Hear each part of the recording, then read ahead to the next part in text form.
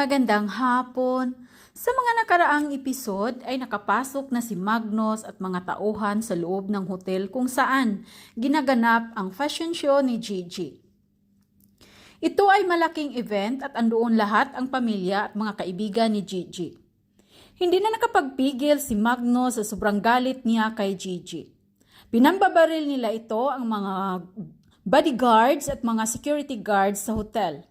At maya-maya nakuha na nila ni Magnus at hawak na nila ang pamilya at mga kaibigan ni Gigi. At pinagtutukan sila ng baril.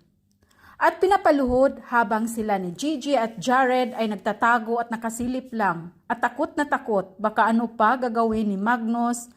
At ito na nga. Hindi nagtatagal binaril na ang best friend ni Gigi at kahit anong pagmamakaawa pa kay Magnus, wala na talagang pakialam si Magnus at binaril ito. Samantalang si Gigi sumisigaw na Magnus, ako ang haharapin mo at pakawalan mo silang lahat.